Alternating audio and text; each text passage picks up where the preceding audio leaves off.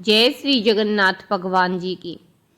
जगन्नाथ जी का सबसे प्रसिद्ध मंदिर पुरी उड़ीसा में है और इसी वजह से उड़ीसा में जगन्नाथ रथ यात्रा के दौरान बड़ी संख्या में श्रद्धालु जगन्नाथ जी की पूजा करते हैं और बढ़ चढ़कर रथ यात्रा में भी हिस्सा लेते हैं। उनका मानना है कि ऐसा करने से जगन्नाथ भगवान सबके मन की इच्छा को पूरा करते हैं। आइए जगन्नाथ जी की प्रेम कथा व्रत कथा को कहते हैं, ध्यान लगाकर सुनना। एक बार श्री कृष्ण भगवान सो रहे थे। उनके नींद में उनके मुख से राधा का नाम निकला। रानियों को लगा कि वे प्रभु की इतनी सेवा करती हैं, लेकिन प्रभु को सबसे अधिक राधा जी याद आती है। जैसे ही उन्होंने श्री कृष्ण के मुख से राधा जी का नाम सुना तो जैसे ही उन्होंने श्री कृष्ण जी के मुख से राधा जी का नाम सुना तो रुक्मणी जी के साथ अन्य रानियों ने भी रोहिणी जी से भगवान श्री कृष्ण और राधा रानी के प्रेम की कथा और ब्रज लीलाओं का वर्णन करने के लिए प्रार्थना की।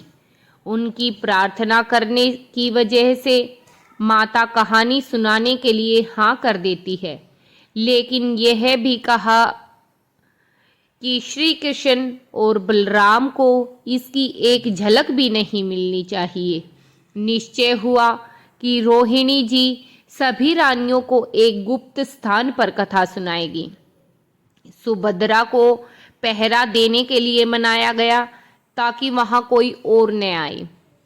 सुभद्रा जी को आदेश हुआ कि श्री कृष्ण या बलराम को स्वयं भीतर न आने दे। माँ कहानी कहने लगी। सुभद्रा द्वार पर तैनात रही। थोड़ी ही देर बाद भगवान श्री कृष्ण और बलराम जी वहां पहुंच जाते हैं, परंतु सुभद्रा उन्हें अंदर जाने से मना कर देती है। इससे भगवान श्री कृष्ण को कुछ संदेह हुआ। वो शक करने लगे। वह बाहर से ही अपनी सूक्ष्म शक्ति द्वारा अंतरंग माता द्वारा सुनाई जाने वाली ब्रज लीलाओं को आनंद पूर्वक सुनने लगे। बलराम जी भी कथा का आनंद लेने लगे। जैसे ही भगवान श्री कृष्ण, बलराम और सुभद्रा जी कथा सुनते हैं तो कथा सुनने से उनके हृदय में ब्रज के प्रति प्रेम जाग उठता है। इस वजह से उनके हाथ और पैर ऐसे सिकुड़ने शुरू हो जाते हैं जैसे बचपन में थे। तीनों राधा जी की कथा में इस प्रकार लीन थे, इस प्रकार मगन हो गए थे कि वे मूर्ति के समान प्रतीत होने लगे थे। बहुत ही ध्यान से देखने पर भी उनके हाथ पैर दिखाई नहीं दे रहे थे। सुदर्शन ने भी द्रवित होकर लंबा रूप धारण कर लिया। उसी समय देव मुनि नारद वहां पहुंचे। भगवान के इस रूप को देखकर चकित रह गए और देखते ही रह गए। कुछ देर बाद जब नींद टूटी तो नारद जी ने श्री भगवान कृष्ण को प्रणाम कर कहा, हे प्रभु, मैं चाहता हूँ कि जिस रूप का मैंने आज दर्शन किया है वह रूप आपके भक्तों को अंतकाल तक पृथ्वी पर देखने को मिले। आप इस रूप में पृथ्वी पर रहते हैं। भगवान श्री कृष्ण नारद जी की इस बात से बहुत खुश हुए और कहा कि ऐसा ही होगा। कली काल में मैं इसी रूप में नीलांचल क्षेत्र में अपना स्वरूप प्रकट करूंगा। कलयुग के आगमन के बाद भगवान की प्रेरणा से मालवराज इंद्रधुम्न ने जगन्नाथ मंदिर में भगवान श्री कृष्ण, बलभद्र जी और बहन सुभद्रा जी की ऐसी मूर्तियां स्थापित की। इसके बाद यह एक कहानी बन गई। राजा इंद्रधुम्न प्रजा के सर्वश्रेष्ठ रक्षक थे। जनता उनसे बहुत प्यार करती थी। प्रजा सुखी और संतुष्ट थी। राजा के मन में कुछ ऐसा करने की इच्छा नहीं थी कि सब उसे याद रखे। संयोग से इंद्रधुम्न के मन में एक अज्ञात इच्छा प्रकट हुई कि वह एक ऐसा मंदिर बनाए जो दुनिया में कहीं और न मिले। इंद्रधुम्न सोचने लगे कि आखिर उनके मंदिर में किस देवता की मूर्ति स्थापित की जाए। राजा के मन में यह इच्छा और विचार बार बार आने लगा। एक रात वह इस बारे में बहुत ही गहराई से सोचते सोचते सो गए। राजा को नींद में सौपन्य आया। सौपन्य में उन्हें एक दिव्य वाणी सुनाई दी। इंद्रदुम्न ने सुना, राजा, आप पहले एक नया मंदिर बनाना शुरू करें। मूर्तों की चिंता छोड़ो, सही समय आने पर खुद रास्ता देखेंगे। राजा नींद से जागा। सुबह होते ही उसने सौपन्य के बारे में अपने मंत्रियों को बताया। राजपुरोहित के सुझाव पर शुभ मुहूर्त में पूर्व तट पर एक विशाल मंदिर बनाने का निर्णय लिया गया। वैदिक मंत्रों उच्चारण के साथ मंदिर निर्माण की शुरुआत शुरू हो गई। राजा इंद्रदुम्न के मंदिर निर्माण के बारे में शिल्पकारों और कारीगरों को जानकारी दी गई। इसमें योगदान देने के लिए लगभग सभी कारीगर पहुंचे। मंदिर निर्माण में दिन रात मेहनत की गई।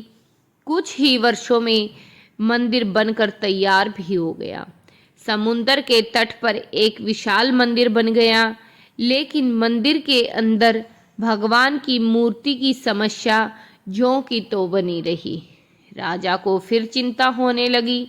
चिंता की वजह से एक दिन राजा मंदिर के गर्भगृह में बैठा था तो यह सब सोचने से उसकी आंखों में आंसू आ जाते हैं।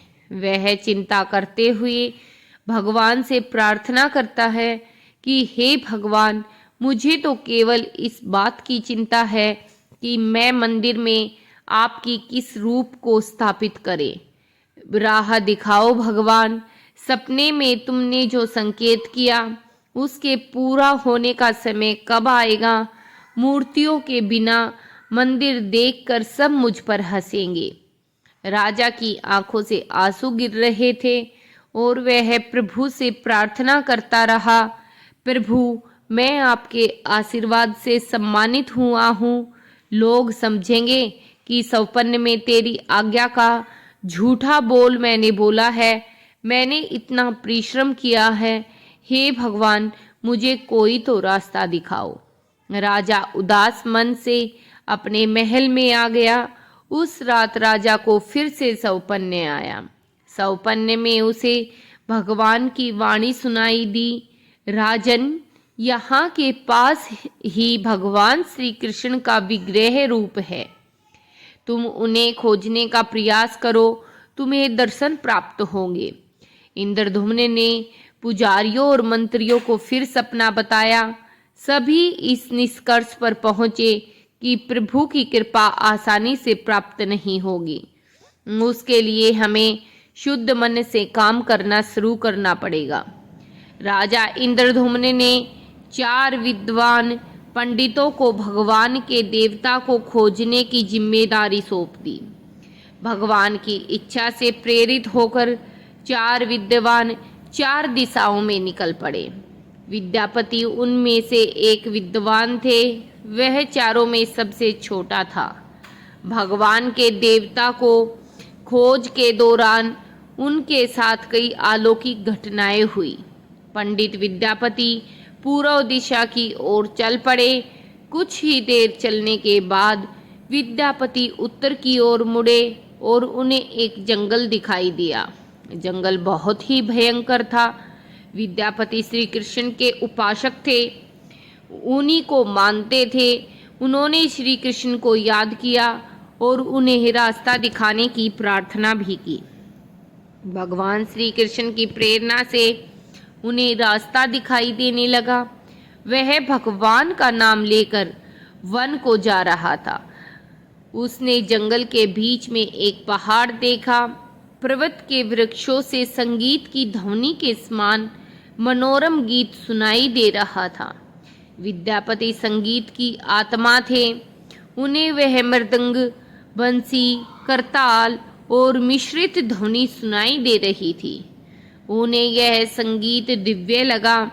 विद्यापति संगीत की तरंगों को खोजते हुए आगे बढ़े। वह जल्द ही एक पहाड़ी की चोटी पर पहुंच गया। पहाड़ के दूसरी तरफ उन्होंने एक खूबसूरत घाटी देखी जहां भील नृत्य कर रहे थे। विद्यापति उस दृश्य को देखकर मंत्रमुग्ध हो गए। यात्रा के कारण वह थक गया था, लेकिन संगीत ने उसकी थकान दूर कर दी और उसे नींद आने लगी। अचानक बाघ की दहाड़ सुनकर विद्यापति डर गए।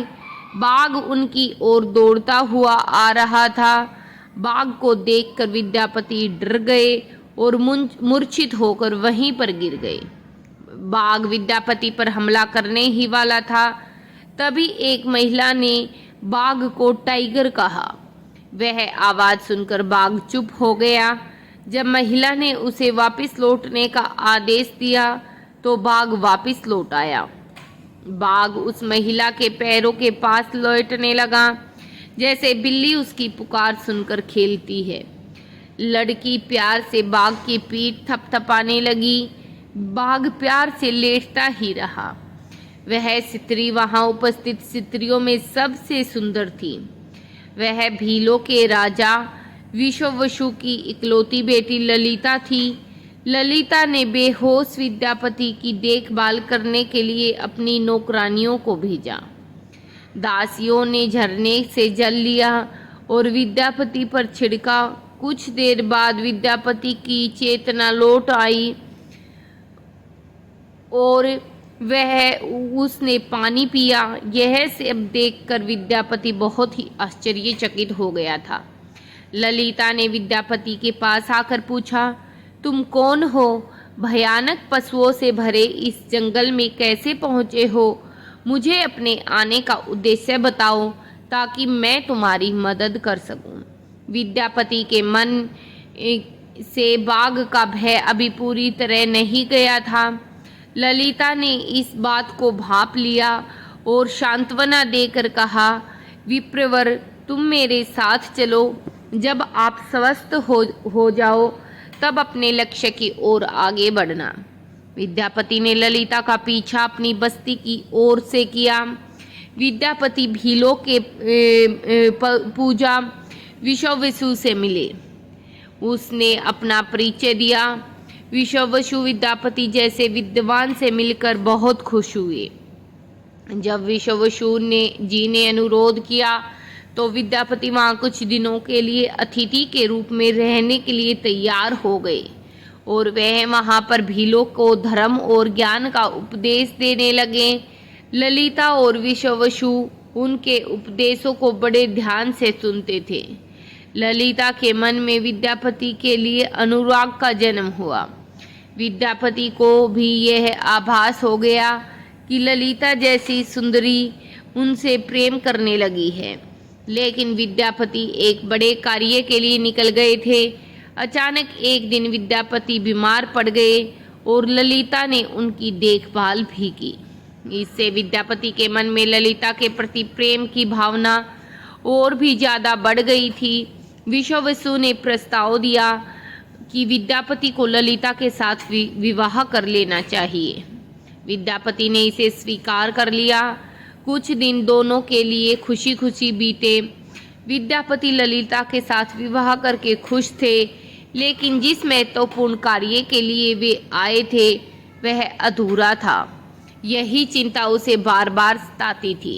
इस बीच विद्यापति को एक खास बात पता चली। विश्ववसु रोज सुबह जल्दी कहीं चले जाते थे। सूर्योदय के बाद ही लौटते थे। स्थिति कितनी भी विकट क्यों न हो, वह अपना नियम कभी नहीं तोड़ते थे। विश्ववसु के इस व्रत से विद्यापति को आश्चर्य हुआ। उनके मन में इस रहस्य को जानने की इच्छा हुई, आखिर विश्ववसु कहाँ जाता है। जब विद्यापति ने एक दिन यह सब ललिता से पूछा तो ललिता सुनकर दंग रह गई। विद्यापति ने ललिता से अपने पिता को हर सुबह किसी अज्ञात स्थान पर जाने और सूर्योदय से पहले लौटने का रहस्य पूछा। विश्वावसु का शासन कभी नहीं टूटा, चाहे कितनी भी विकट स्थिति क्यों न हो। ललिता के सामने धर्म संकट आ गया। वह अपने पति को बात को ठुकरा नहीं सकती थी, लेकिन पति जो पूछ रहा था वह उसके वंश की गुप्त परंपरा से संबंधित था, जिसे खोलना संभव नहीं था। ललिता कहती है कि मेरे स्वामी, यह हमारे कुल का एक बहुत ही बड़ा पुराना रहस्य है जो हम किसी को नहीं बता सकते, परंतु आप मेरे पति हो और मैं आपसे अपने कुल का व्यक्ति मानकर बताऊंगी। यहाँ से कुछ ही दूरी पर एक गुफा है जिसके अंदर हमारे कुल के देवता विराजमान हैं। हमारे सभी पूर्वज उनकी पूजा करते हैं। यह पूजा निर्विघ्न चलती रहनी चाहिए। पिता रोज सुबह नियमित रूप से उसी पूजा में चले जाते हैं। विद्यापति ने ललिता से कहा कि उनके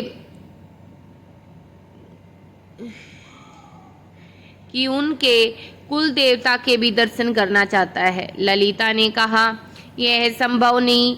मेरे पिता यह सुनकर क्रोधित होंगे कि हमारे कुल देवता के बारे में कोई जानना चाहता है। विद्यापति की जिज्ञासा और भी बढ़ती ही जा रही थी। वह तरह तरह से प्रेम की कसम खाकर ललिता को मनाने लगा। अंत में ललिता ने कहा कि वह अपने पिता से आपको देवता के दर्शन कराने का अनुरोध करेगी। ललिता ने सारी बात अपने पिता को बता दी। उसकी त्योरी चढ़ गई। जब ललिता ने कहा कि मैं आपकी इकलौती संतान हूँ, तुम्हारे बाद देवता की पूजा का उत्तरदायित्व मेरा होगा, इसलिए मेरे पति का यह अधिकार है, क्योंकि आगे भी उनकी पूजा करनी पड़ेगी। इस तर्क को सुनकर विश्वावसु झुक से गए। उन्होंने कहा, किसी को भी गुफा के दर्शन तभी कराए जा सकते हैं जब वह भगवान की पूजा का जिम्मा अपने हाथ में ले। जब विद्यापति के द्वारा अपना उत्तरदायित्व स्वीकार किया जाता तो विश्वावसु देवता के दर्शन देने के लिए हाँ देते। दूसरे दिन सूर्योदय से पूर्व विश्वावसु विद्यापति का दाहिना हाथ पकड़कर आंखों पर पट्टी बांधकर गुफा की ओर चले। विद्यापति ने रास्ते में ही राई मुट्ठी में रख ली। गुफा के पास पहुंचकर विश्वावसु रुके और गुफा के पास पहुंचे। विश्वावसु ने विद्यापति को काली पट्टी हटा दी। उस गुफा में नीला प्रकाश चमक उठा।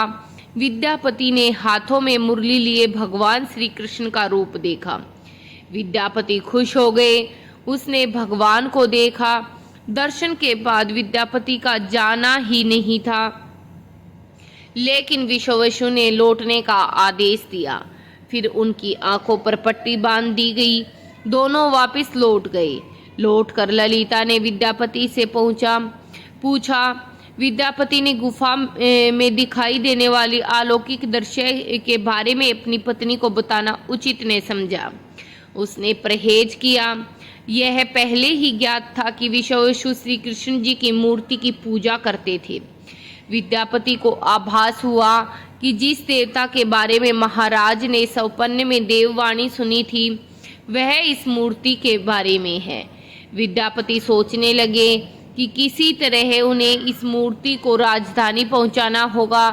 एक और वह मूर्ति को गुफा से ले जाने की सोच रहा था, तो दूसरी ओर भीलराज और उसकी पत्नी के साथ विश्वासघात के विचार से बहुत परेशान हो रहा था। विद्यापति धर्म और अधर्म के बारे में सोचता रहा। तब यह विचार आया कि यदि विश्वावसु ने वास्तव में उस पर विश्वास किया होता तो वह उसकी आंखों पर पट्टी बांधकर गुफा में नहीं ले जाता, इसलिए उसके साथ विश्वासघात का सवाल ही नहीं उठता। उसने गुफा से मूर्ति चुराने का मन बना लिया। विद्यापति ने ललिता से कहा कि वह अपने माता पिता को देखने जाना चाहता है, वे उसकी चिंता करेंगे। जब ललिता भी उनके साथ जाने को तैयार हो गई तो विद्यापति ने यह कहकर मना लिया कि यदि वे शीघ्र लौटेंगे तो उन्हें भी ले जाएंगे। ललिता मान गई। विश्वावसु ने उसके लिए एक घोड़े की व्यवस्था की। अभी तक सरसों के बीज से पौधे निकल रहे थे। उन्हें देखकर विद्यापति गुफा में पहुंचे। उसने भगवान की स्तुति और क्षमा प्रार्थना के बाद अपनी मूर्ति को उठाया और थैले में रख लिया। शाम तक वह राजधानी पहुंचा। सीधे राजा के पास गया। उसने दिव्य मूर्ति राजा को सौंप दी और पूरी कहानी सुनाई। राजा ने बताया कि उसे कल सौपन्न आया था कि प्रातःकाल समुद्र में एक कुंड बहता हुआ आएगा। उस ठूठ को तराश कर भगवान की मूर्ति बनाओ, जिसका हिस्सा तुम्हें मिलने वाला है। वे भगवान श्री विष्णु के रूप होंगे। तुम जो मूर्ति लाए हो वह भी भगवान विष्णु का अंश है। दोनों आश्वस्त थे कि खोज समाप्त हो गई। राजा ने कहा कि जब हम भगवान की भेजी हुई लकड़ी से इस मूर्ति का बड़ा रूप बना लेंगे, तब तुम अपने ससुर से मिलकर मूर्ति उन्हें वापस कर दो। वह अपने कुल देवता की इतनी विशाल मूर्ति को एक भव्य मंदिर में स्थापित देखकर प्रसन्न होंगे। दूसरे दिन सूर्योदय से पूर्व राजा विद्यापति अपने मंत्रियों के साथ समुद्र के तट पर पहुंचे। सौपन्न के अनुसार जल में एक बड़ा कुंड बहकर आया। उसे देखकर सब बहुत खुश हुए। 10 नावों में बैठकर राजा के सेवक उस ठूठ को खींचने लगे।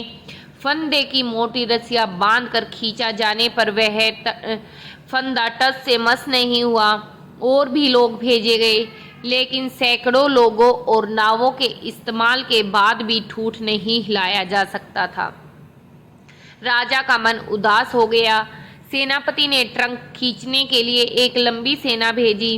पूरे सागर में सैनिक दिखाई दे रहे थे, पर सब मिलकर ठूठ को अपनी जगह से हिला भी नहीं पा रहे थे। सुबह से रात हो चुकी थी। राजा ने काम बंद करने का आदेश दिया और विद्यापति को अकेले में लिया और कहा, समस्या का कारण पता चल गया है। राजा के चेहरे पर संतोष के भाव थे। राजा ने विद्यापति को चुपके से कहीं जाने को कहा। राजा इंद्रधनुम्न ने कहा कि अब भगवान की मूर्ति बनाई जाएगी, आपको बस एक काम करना है। भगवान श्री कृष्ण ने राजा को क्या संकेत दिया कि उसके सारे संकट समाप्त हो गए। राजा इंद्रधनुम्न भगवान की प्रेरणा समझने लगे। भगवान के देवता के लिए जल में प्रवाहित लकड़ी का ठूठ क्यों नहीं हिला। राजा ने विद्यापति को बुलाकर कहा, जो दिव्य मूर्ति तुम अपने साथ लाए हो, जिसकी अब तक पूजा होती रही, उससे तत्काल उनसे मिलकर क्षमा मांगनी होगी। इसे छुए बिना यह घुंडी आगे नहीं बढ़ पाएगी। राजा इंद्रधनुम्न विद्यापति विश्वावसु से मिलने आए। पहाड़ की चोटी से राजा ने जंगल देखा तो उसकी सुंदरता देखते ही रह गई। दोनों भीलों की बस्ती में पहुंचे। यहाँ पर विश्वावसु अपनी नियमित दिनचर्या के अनुसार अपने कुल देवता की पूजा करने के लिए गुफा में गए। जब उसने वहाँ भगवान की मूर्ति को गायब देखा तो समझ गया कि उसके दामाद ने यह चाल चली है। विश्वावसु ने लौटकर सारी बात ललिता को बता दी। विश्वावसु पीड़ा से भरे घर के आंगन में गिर पड़े। ललिता अपने पति के विश्वासघात से बहुत दुखी थी। इस कारण स्वयं को समझा। दिन भर पिता पुत्री विलाप करते रहे। उन दोनों ने अन्न के एक दाने को हाथ तक नहीं लगाया। विश्वावसु अगली सुबह उठे। हमेशा की तरह दिनचर्या का पालन करते हुए गुफा की ओर चल दिए। वह जानता था कि भगवान की मूर्ति वहाँ नहीं है, फिर भी उसके पैर गुफा की ओर खींचते रहे। ललिता और रिश्तेदारों ने विश्वावसु का अनुसरण किया। विश्वावसु गुफा के भीतर पहुंचे। जिस चट्टान पर भगवान की मूर्ति होती थी उसके पास खड़े होकर हाथ जोड़कर खड़े हो गए। फिर ऊंची चट्टान पर गिर पड़ा और फूट फूट कर रोने लगा। उसके पीछे पीछे प्रजा भी रो रही थी। एक भील यह युवक गुफा के पास दौड़ता हुआ आया। उसने बताया, महाराज और विद्यापति को बस्ती की ओर आते हुए देखा। यह सुनकर सब सन्न रह गए। वे गुफा से बाहर विश्वावसु राजा का स्वागत करने के लिए आए, परंतु उनकी आंखें में अभी भी आंसुओं से भरी हुई थी। राजा इंद्रधनुम्न विश्वावसु के पास आए। उन्हें गले से लगा लिया। राजा ने कहा, भीलराज, मैं आपका दामाद नहीं बल्कि आपके कुल देवता की मूर्ति का चोर हूँ। उसने अपने महाराज की आज्ञा का पालन किया। यह सुनकर सभी सन्न रह गए। विश्वावसु ने राजा को गद्दी दे दी। राजा ने विश्वावसु आदि को अंत तक सारी बात बता दी। कहा कि ये सब क्यों करना पड़ा। तब राजा ने उसे अपने सपने के बारे में और जगन्नाथपुरी के समुद्र में किनारे एक मंदिर के निर्माण के बारे में बताया। राजा ने विश्वावसु से प्रार्थना की, भील सरदार विश्वावसु, आपके वंश के कई लोग पीढ़ियों से भगवान की मूर्ति की पूजा करते आ रहे हैं। आपकी मदद की जरूरत है ताकि हर कोई भगवान की उस मूर्ति को देख सके। हम दिव्य मूर्ति को भगवान द्वारा भेजे गए लकड़े के कट्टे पर मूर्ति को अंदर सुरक्षित रखना चाहते हैं। पुरी के मंदिर में अपने परिवार की मूर्ति स्थापित करने की अनुमति दें। अगर आप उस झूठ को छुएंगे वह तभी हिलेगा। विश्वावसु मान गए और परिवार सहित समुद्र के किनारे पहुंचे। विश्वावसु के छूते ही वह ठूठ बाहर की तरफ तैरने लगा और उस ठूठ को महल में ले गई। अगले दिन मूर्तिकारों और शिल्पकारों को बुलाया और उनसे पूछा कि ठूठ में कौन सी मूर्ति बनाना शुभ होगा। मूर्तिकारों ने पत्थर की मूर्ति बनाना तो जानते हैं लेकिन लकड़ी की मूर्ति बनाना नहीं जानते थे। एक नए उपद्रव ने राजा को फिर से चिंतित कर दिया था। उसी समय एक वृद्ध वहां आया। उसने राजा को कहा कि इस मंदिर में भगवान श्री कृष्ण को अपने भाई बलभद्र और बहन सुभद्रा के साथ विराजमान समझो। यही इस समय की नीति की निशानी है। राजा को उस बुढ़े की बात से तसल्ली हुई, लेकिन समस्या यह थी कि मूर्ति कैसी बनाई जाए। उस बूढ़े ने कहा कि मैं इस कला में निपुण हूँ, मैं इस पवित्र कार्य को पूरा करूँगा, मूर्ति बनाऊंगा। राजा ने प्रसन्न होकर उसका हाल पूछा। बूढ़ा शिल्पकार बोला, भगवान की मूर्ति बनाने का कार्य मैं एकांत में करूँगा। मैं ही यह काम बंद कमरे में करूँगा। काम पूरा होने के बाद ही दरवाज़ा खोलकर बाहर आऊँगा। इस बीच मुझे किसी ने नहीं बुलाया। राजा मान गया और उसकी चिंता दूर हो गई। उसने कहा, अगर कोई तुम्हारे पास नहीं आएगा तो तुम्हारे खाने पीने का इंतजाम कैसे होगा। स्लीपी ने कहा कि मैं तब तक कुछ नहीं खाती पीती जब तक मेरा काम पूरा नहीं हो जाता। उस वृद्ध शिल्पकार ने 21 दिन तक अपने आप को मंदिर के एक विशाल कमरे में बंद कर लिया और काम करने लगा। अंदर से आवाजें आ रही थी। महारानी गुचड़िया देवी अक्सर हथौड़े और छीनी की आवाजें दरवाजे से सुनकर जाया करती थी। रानी हमेशा की तरह कमरे के दरवाजे के पास खड़ी थी। 15 दिन बीत गए, उसे कमरे से आवाज सुनाई देना बंद हो गई। जब मूर्तिकार के चलने की आवाज नहीं आई तो रानी को चिंता हुई। उन्हें लगा कि बूढ़ा आदमी खाता पीता भी नहीं है, कहीं उसके साथ कुछ अनहोनी न हो जाए। व्याकुल होकर रानी ने द्वार खोलकर भीतर झाँका। रानी गुड़िचा देवी ने मूर्तिकार को दिया वचन इस प्रकार तोड़ा। मूर्ति अभी भी मूर्तियाँ बना ही रहा था, लेकिन रानी को देखते ही वह गायब हो गया। मूर्ति बनाने का काम अभी पूरा नहीं हुआ था। हाथ पैर का निर्माण पूरा नहीं हुआ था। देवताओं ने शिल्पकार भगवान विश्वकर्मा स्वयं एक वृद्ध शिल्पकार का रूप धारण करके आए थे। उन्हें गायब होते ही मूर्तियाँ अधूरी रह गई, इसलिए ये मूर्तियाँ आज भी वैसी ही है। केवल उन्हीं मूर्तियों को मंदिर में स्थापित किया गया और ऐसा कहा जाता है कि विश्वावसु उस छोटे बालिके के वंशज थे जिन्होंने गलती से भगवान श्री कृष्ण को मार डाला था और भगवान श्री कृष्ण के पवित्र अवशेषों की पूजा किया करते थे। इन अवशेषों को मूर्तियों में छुपा कर रखा गया था। ललिता और विद्यापति के सभी वंशज को दैत्यपति कहा जाता है और अब तक भी उनका पूरा परिवार उनकी पूजा करता है। यह थी भगवान श्री जगन्नाथ जी की कथा। सुनने वाले की मात्र सुनने से ही सारे कष्टों से मुक्ति मिल जाती है, उनके मन की इच्छा की पूर्ति होती है। अगर आपने मेरी यह कथा पूरी सुनी है तो भगवान आपकी हर इच्छा को पूरी करेंगे। सुनने वाले का भी भला हो, सुनाने वाले का भी भला हो। जगन्नाथ भगवान ने हर मुसीबतों से सबको निकाला है, वो आपको भी निकालेंगे। अगर कहानी अच्छी लगे तो चैनल को लाइक, सब्सक्राइब और शेयर करना बिल्कुल भी न भूलें। और कमेंट सेक्शन में जय जगन्नाथ भगवान, जय श्री कृष्ण विष्णु भगवान की जय लिखना बिल्कुल भी